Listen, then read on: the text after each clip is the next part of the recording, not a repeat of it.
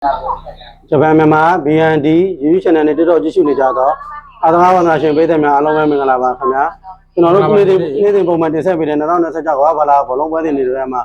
အပွဲစဉ်ချိုး30ဆွေးနွေးပြီးတာဖြစ်ပါဒီနေ့မှဆိုလဲဒါကွာတာဖိုင်နယ်ပေါ့နော်ဒီကွာတာဖိုင်နယ်ဆိုတာနှစ်ပွဲကံဖို့ရှိတယ်ပေါ့နော်ဒီနှစ်ပွဲကတော့ကျွန်တော်ကိုယ်စင်နဲ့အတူအများကြီးမတန်ဆန်းပုံမောင်နဲ့ဆွေးနွေး30ပေးမှာဖြစ်ပါတယ်အခုမင်္ဂလာပါကိုမင်္ဂလာပါညီလေးဟုတ်ကဲ့ပါကိုဒီကွာတာဖိုင်နယ်မှာဒီကြောက်တဲ့အဲ့ဒါကျွန်တော် channel ကြည့်ရှုနေတဲ့ပြည်သက်ကြီးနဲ့မိတ်ဆက်ပေးလိုက်ပါဦးဒီနေ့ရတာဗျာကျွန်တော်တို့ရဲ့အာရှအကြိုက်ပေါ့ဟုတ်ကဲ့ဟုတ်မနေ့3နာရီမြန်မာစံတော်ချိန်နနေ့3နာရီခွဲမှာဟုတ်ကဲ့ဟုတ်အင်္ဂလန်နဲ့နော်ဝေးဟုတ်ကဲ့ဟုတ်9နာရီခွဲမှာအာဂျင်တီးနားနဲ့ဆွစ်ဇာလန်ပွဲတွေရှိပါတယ်ဟုတ်ကဲ့ပါဟုတ်အဲ့ဒီပွဲကိုတော့အခုတို့ပထမဦးဆုံးပွဲဖြစ်တဲ့3နာရီခွဲမှာကမဲ့အင်္ဂလန်နဲ့နော်ဝေးအသင်းကို3တက်လျောက်ညီဟုတ်ကဲ့ပါဟုတ်ညီလေးကဘာကိုကြိုက်လဲမြင်လို့ဒီအင်္ဂလန်နဲ့နော်ဝေးကတကယ်ကြည့်အောင်မပွဲနေတယ်ပွဲပေါ့နော်ဘာဖြစ်လဲဆိုတော့ကျွန်တော်တို့ဒီနော်ဝေးအသင်းရဆိုရင်ဒါနှစ်ပေါင်း30ကျော်ပြီးတော့မှဒီကမ္ဘာဖလားကိုပြန်လဲအံခွင့်ရှိရတာပေါ့ဗျာပြောမယ်ဆိုရင်တော့ဒီသူတို့ရဲ့ဟိုနေရွှေအောင်မျိုးဆက်တွေဟာလန်တို့ဒါတင်စားလို့ရတာပေါ့နော်ဒီနော်ဝေးအသင်းရဆိုကျွန်တော်တို့ဒီတစ်ဖက်ကအင်္ဂလန်အသင်းကတော့ဒါပြောစရာမလိုဘူးပေါ့နော်ကမ္ဘာမှာရောဒီကျွန်တော်တို့ဒီကမ္ဘာဘောလုံးသမိုင်းတစ်လျှောက်ဆိုရင်ဒါဘောလုံးလောကပါနော်ဘောလုံးလောကမှာဒီဘောလုံးဆိုတာအင်္ဂလန်အစားရလို့တော့ပြောလို့ရတယ်ပေါ့နော်အဲကြောင့်ဒီ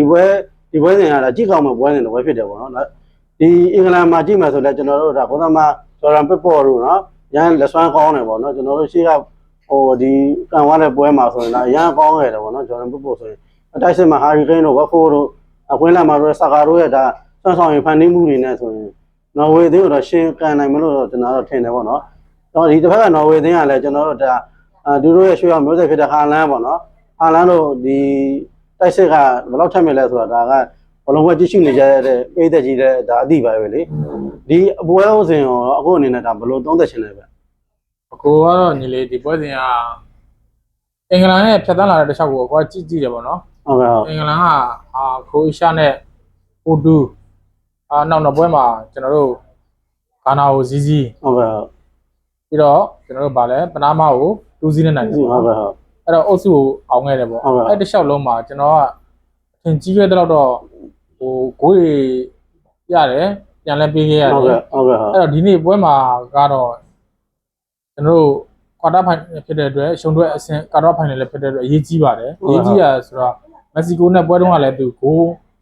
ပေးရတယ်ပေါ့နော်ဟုတ်ကဲ့ဟုတ်ရခဲ့တဲ့ဂိုးတွေကလည်းကျွန်တော်အရန်ကိုကမက္ကဆီကိုကဖိကစားပြီးတော့သူ့ဘက်ကကြုံလာတဲ့ဟာတွေကမက္ကဆီကိုဘက်ကထိမ့်မနိုင်နဲ့ပေးလိုက်ရတာပေါ့နော်ဟုတ်ကဲ့ပါဟုတ်အဲ့တော့ဒီနေ့ပွဲမှာနော်ဝေးကတော့အဲ့အထာကိုကောင်းသိလိမ့်မယ်ဗျဟုတ်ကဲ့ဟုတ်အဲ့တော့မိနစ်90မှာတော့အချိန်ပိုရှိတာဆိုတော့မိနစ်90မှာတော့အင်္ဂလန်ကိုကျွန်တော်နော်ဝေးကမရှုံးဘူးလို့ထင်တယ်အဲ့တော့ကျွန်တော်နော်ဝေးကိုကြိုက်တယ်ဗျဟုတ်ကဲ့ပါဟုတ်ဒီအင်္ဂလန်နဲ့နော်ဝေးကတော့တကယ်ကောင်းကြည့်ကောင်းမှပွဲစဉ်ပေါ့နော်ဒီကျွန်တော်ကတော့အင်္ဂလန်ရဲ့တိုက်စစ်ကိုပဲကျွန်တော်တို့ဒီပွဲမှာလည်းထပ်ယုံချင်ပါတယ်ဝက်ဖိုးနဲ့ဟာရီကိန်းနဲ့ဒါဘယ်လောက်အထိလောက်ပြန်နိုင်မလဲဆိုတော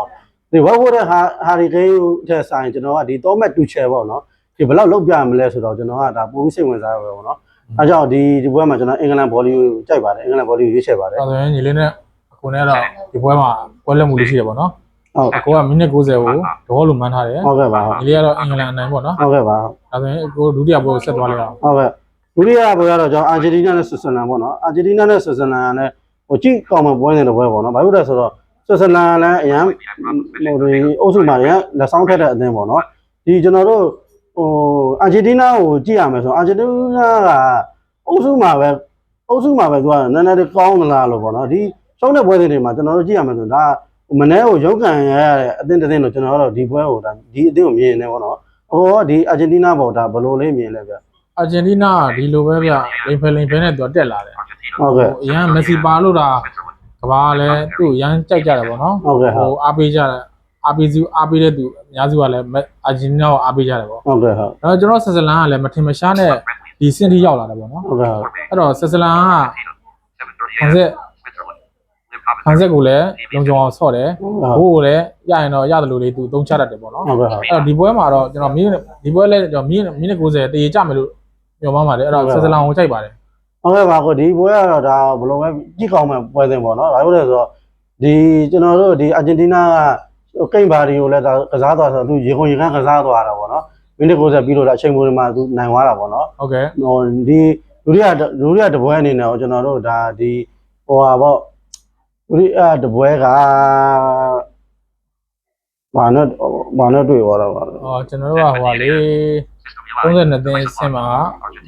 စိတ်ပါလေးနဲ့တွေ့တယ်16သင်းမှာကကျွန်တော်တို့ဟိုကနေတွေ့တယ်လေဟာလဲ 7:30 a.m. Switzerland. Live commentary. 16ကျင်းစင်မှာ Today. Page 4 of 10. 16သင်းမှာကကျွန်တော်တို့အာဂျင်တီးနားက Home. Button. နိုင်သွားတယ်ဗျာသူဟိုခက်ခဲ ဟုတ်တယ်ဟဲ့လာဟောတာပဲ ခက်ခဲနေ ဟုတ်တယ်ဟိုက3-2နဲ့လေ3အော် ဟုတ်ကဲ့ Egypt အဲ့လိုရှိတယ် နားရ Egypt ဟိုတကယ်ခရဲထားသွားတဲ့ဘွဲကမေ့နေ အငင်းပါခွေအားကြီးတော့ဖြစ်သွားတယ် တကယ်ခရဲထားတဲ့ဘွဲကမေ့သွားတယ်အဲ့လိုပဲအဲ့ဒါအဲ့မှာကြည့်မယ်ဆိုလည်းကျွန်တော်တို့ဒါ Egypt က 0-2နဲ့ဥဆောင်နေတာပေါ့နော်နောက်ကြမှာဒီအန်ဆိုတို့ဒီမက်ဆီတို့ရဲ့သွင်းဂိုးတွေနဲ့အတူဒါတံပက်ပြန်လာပြီးတော့ဒီနိုင်သွားတာပေါ့ဒီဘွဲကိုကြည့်မယ်ဆိုရင်အာဂျင်တီးနားကျောင်းဘွဲဒီမှာနည်းနည်းရုန်းကန်တယ်ကျွန်တော်ထင်တယ်ပေါ့နော်ဒါကြောင့်ဒီဘွဲမှာတော့ဆွစ်ဇာလန်ပဲကြိုက်ပါတယ်ဆွစ်ဇာလန်ဘော်လီကိုရွေးချယ်ပါတယ် ဟုတ်ကဲ့တွေ့ဆုံမှုကတော့အာဂျင်တီးနားတာတယ်ပေါ့နော်တွေ့ဆုံမှုကြမ်းမဲ့ကွာတာရောက်နေတော့တွေ့ဆုံမှုကလည်းကျွန်တော်တို့အဓိကတော့မကြောက်ဘူးပေါ့ရှိကစားနေတဲ့အနေထားတွေကအရေးကြီးပါတယ် ဟုတ်ကဲ့ဟုတ် အဲ့တော့ပိတ်သက်ကြီးလည်းကျွန်တော်တို့ ਨੇ